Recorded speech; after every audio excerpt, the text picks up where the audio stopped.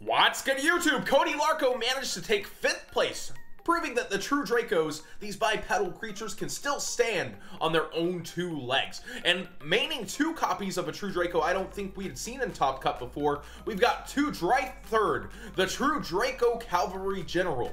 And to tribute this card face up, you can tribute a continuous spell and trap card you control instead of a monster. That's the typical true Draco, but instead he has kind of a protection effect.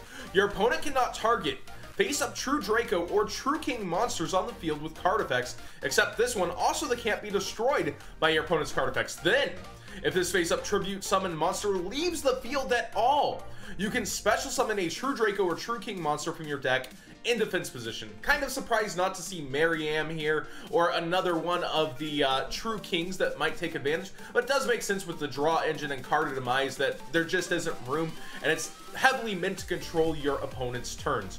Let's go ahead and get into the tournament report since the deck list is here for you to look at. Real spicy extra deck, by the way. And then we'll go ahead and talk about the deck list. Top deck regional 5th place, and he gives me a dice roll. Dice roll equals won the dice roll. So he won the dice roll. He gets to note this for each round that he did or did not. He 2-0'd ABC. Round 2 lost the dice roll.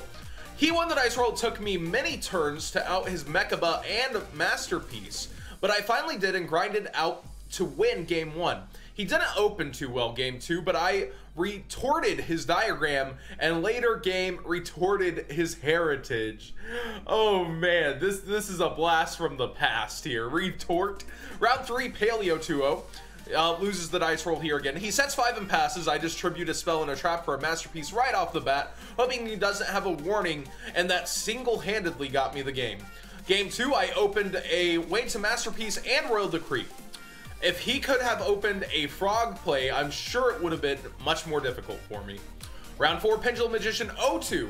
With the loss on the dice roll, I always had my side deck face down on the top left corner of the mat with a token, and so they didn't know right off the bat that I didn't have an extra deck. He asked me before the match how many in my extra, and I said 0. He won the dice roll, shotgunned the Tornado Dragon, and put Apex Avian out there with Time Pendulum Graph as well, and I couldn't play through it. Game 2, I didn't open well enough to stop his plays anyone. Basically what he's saying, he's not being a scumbag. He's basically saying it's gone to the meta where people have stopped asking how many cards are in the extra. So he just would put his side deck with the token on top over to the side where he has his tokens and nobody would bother asking him how many in extra, but this man's got him.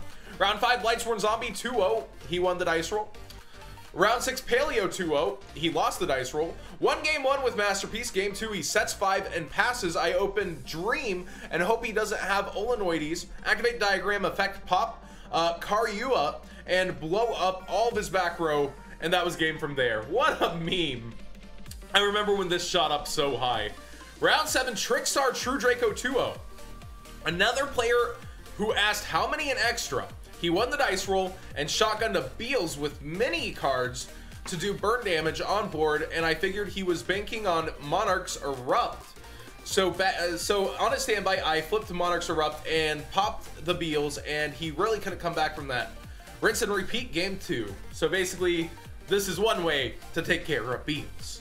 Round 8, ABC 2-0. Won the dice roll. Quick 2-0 to end the day. Shout out to my friend Jonathan for diagrams. What a name.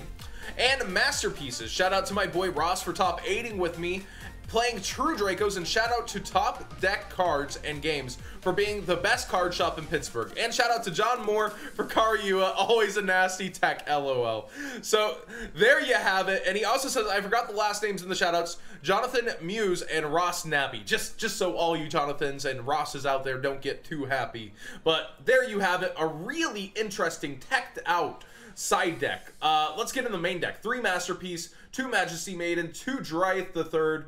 We've got Ignis Heat, triple Dragonic Diagram, 1 Terraforming, triple Card of Demise, triple Pot of Duality, triple Into the Void, triple Pot of Desires, triple True Draco Heritage, triple Draco Phoenix, 1 the Monarch Storm 4th, and barring another triple in a Monarch card, the Monarch's Erupt. If you don't know what this does, activate this card only if you have no cards in your extra deck. So this is the reason for no extra deck. And control a tribute summon monster.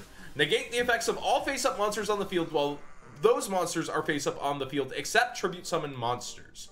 During your end phase, if you control no tribute summon monsters, send this to the graveyard.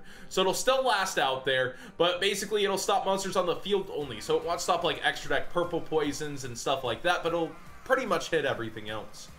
3 True Draco Apocalypse, still trying to tribute during their turn. 1 True King's Return, that limited power.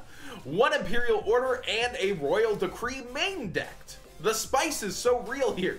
This combo, though, double Earthbound Immortal Karyuha. So if you're not knowing what this is, it's searchable by King of the Feral Imps, but realistically, if you hard draw it and pop it with Diagram, it's just insane. If this card is destroyed by a card effect except by its own effect, destroy all cards on the field. It's pretty spicy. It's the hot sauce. 2 Kumongous, triple retort. When your opponent activates a spell or trap card with the same name as one in your graveyard, negate the activation, and if you do destroy that card, you can then add 1 card with that name from your graveyard to your hand. What a mirror match card. Haven't seen that in ages. 3-dimensional barrier, 2 Mask Restrict, 2 Magic Deflector, and a Royal Decree. I've got to give it to you. Like, this is ingenuity. This is really awesome to see in a deck that you wouldn't expect in this day and age. A lot of people were, after the UDS, thinking that True Draco already fell off, but this was in my inbox lurking. Extra draw power that I don't think anyone is putting in a True Draco deck to make sure. Consistency killers, takes care of your problems like Beals, takes care of your opponents. It's also a continuous for you to tribute. A main deck Royal Decree for the Paleo players, which it sounds like really worked out for him. Was it 2 Paleos that he played?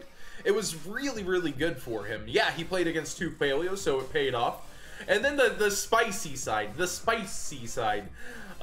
This just makes me happy as both a duelist and a player. Like, I hate Masterpiece, but I've got to actually just respect the spice of this deck. Thanks for watching, guys.